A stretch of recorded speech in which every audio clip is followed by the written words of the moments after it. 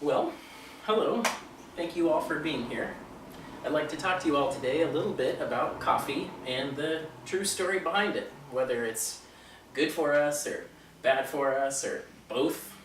At the beginning of this term, I took a 21-day break from drinking coffee just to see if I could come to an intuitive answer to that question. And the truth is I could not. I later on got the opportunity to do a little academic research into the topic, and my findings were astounding me. In 2013, on April 9th, USA Today published an article estimating that 83% of Americans drink at least 2 cups of coffee every single day. And that is 262.7 million Americans drinking 2 cups of coffee at least every single day. So I ask you, what do they get out of it? What's the point? What do they receive from drinking all that coffee? Well, an average cup of coffee has about 220 milligrams of caffeine in it. And that caffeine is what lets us hit the ground running in the morning. It's what keeps us going throughout the day, and occasionally helps us stay up past our bedtime so we can finish some projects and assignments.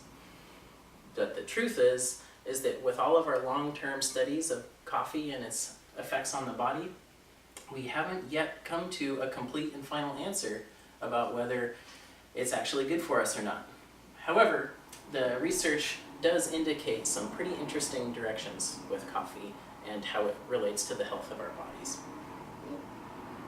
So, with that, I ask you again, what can coffee do for us? A study published in the New England Journal of Medicine showed that men who drink an average of 2 cups of coffee a day for the majority of their adult life benefit from receiving about a 10% reduction in the chance of death due to diseases like heart disease.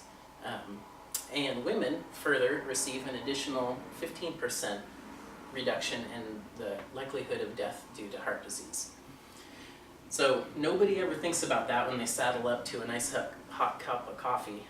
The fact of the matter is that that's a passive benefit, and it's not a reason why we drink coffee in the first place. But with every time we drink a cup of coffee, we do get to take advantage of that passive benefit. So I ask you again, what else can coffee do for us? Have any of you heard of antioxidants or free radicals? The likelihood is you probably all heard those buzzwords before, but most of us probably do not know what they actually mean or what they do in the body.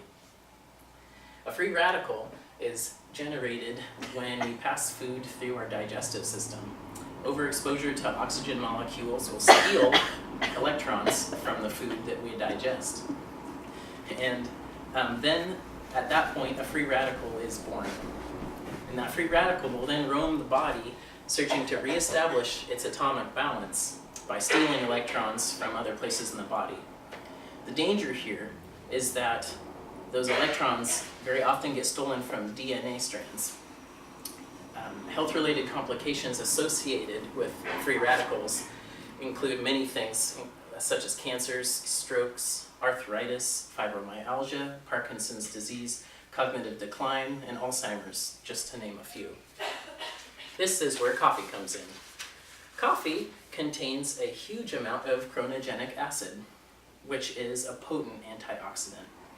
It's also the largest source of antioxidants in the American diet. So, with every cup of coffee we drink, we help to neutralize the effects of those free radicals in the body, sometimes by as much as 28%.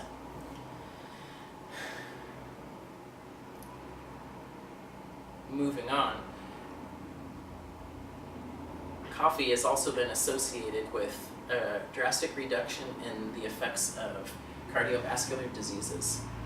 It's been known to reduce blood pressure and stabilize blood flow, and the ramifications of which can be very significant. Impairment of the endothelial functions in the body, such as coronary artery disease, which is a hardening of the artery walls, can be reduced by sometimes as much as 15% by just regularly drinking an average of 2 cups of coffee a day.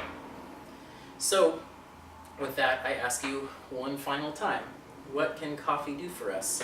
That 83% of Americans back in 2013 didn't think about these things while they were drinking coffee, yet they were taking advantage of the passive benefits of it. Coffee promotes longer life, a healthier body, a sounder and happier mind. So I say drink up in moderation, and know that with every cup of coffee that you drink, it helps you for now and for later. Thank you.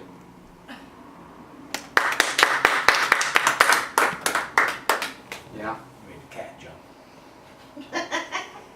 Missy. Yay. There she was waiting for there. Sorry. Okay, there we go. And me. Bye, Seth.